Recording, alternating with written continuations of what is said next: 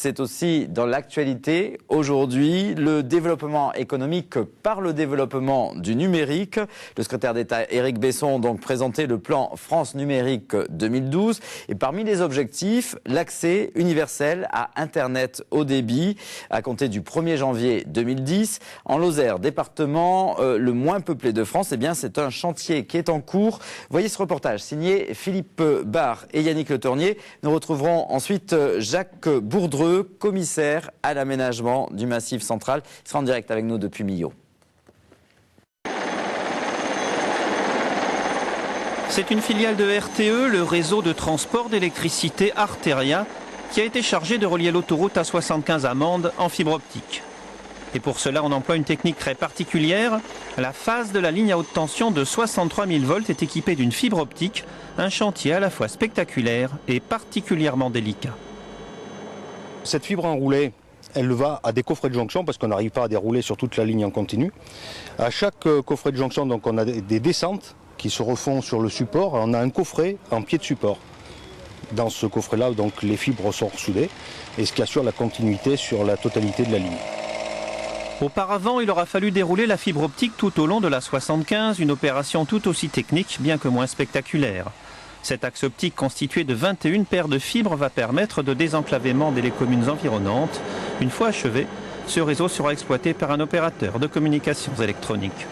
Le projet prioritaire du département, c'est de construire un réseau départemental à haut débit avec 3 objectifs. La couverture des zones blanches et grises sur le département, le dégroupage des principaux centraux téléphoniques avec l'arrivée de nouveaux services pour les zones urbaines et l'arrivée du très haut débit pour les entreprises. Nous sommes ici à Pollen, le pôle lozérien numérique chargé du développement économique du département. Ici, on tente d'attirer les entreprises. Il y a des acteurs, des entreprises à caractère industriel, des entreprises du domaine des technologies numériques, comme c'est le cas à Mende avec l'entreprise AGT, qui attendent de pouvoir disposer de débits beaucoup plus importants que ceux qu'elles ont actuellement, à des coûts concurrentiels, à des coûts du marché. Le contribuable aura dépensé plus de 13,5 millions d'euros pour cette infrastructure, le prix à payer pour que les opérateurs téléphoniques privés s'intéressent enfin au désenclavement numérique du monde rural. Jacques Bourdreux, merci d'être avec nous en direct depuis Millau. On l'a vu, ce sont quand même les pouvoirs publics qui payent à la place des opérateurs privés sur ce coup-là. Oui, parce qu'en fait, pour l'instant, on a un manque de concurrence à l'échelle du Massif central. Donc si les pouvoirs publics permettent de lancer la machine, ensuite on peut ouvrir à la concurrence. On prend en fait en partie financièrement l'infrastructure qui ensuite sera mise à la concurrence. Alors cet aménagement de l'autoroute A75 et donc ce désenclavement du Massif central au niveau du numérique, vous êtes en train de vous faire doubler, j'ai envie de dire, par ce plan numérique national, France 2012. J'imagine que cela vous fait plaisir de voir ce relais au niveau national. Bien sûr, ça montre en fait qu'on avait raison.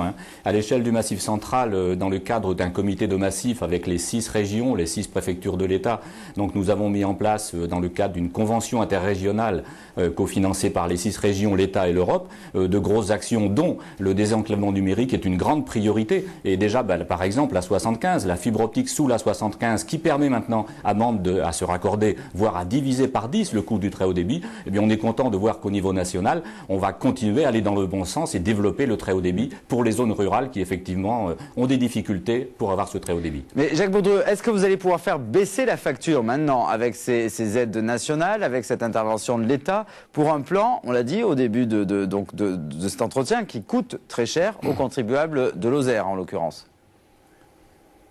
Oui, c'est vrai que l'accès au très haut débit coûte cher.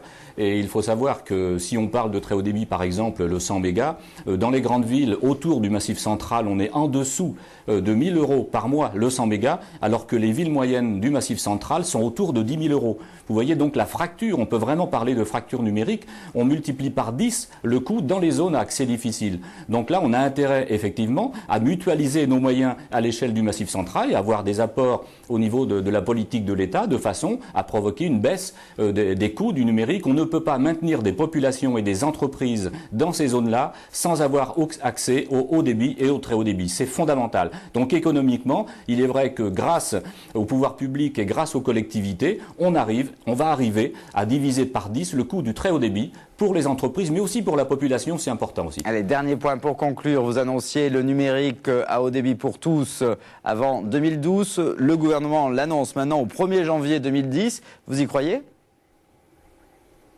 Bon, écoutez, c'est vrai que c'est pas évident. C'est vrai que c'est pas évident pour 2010.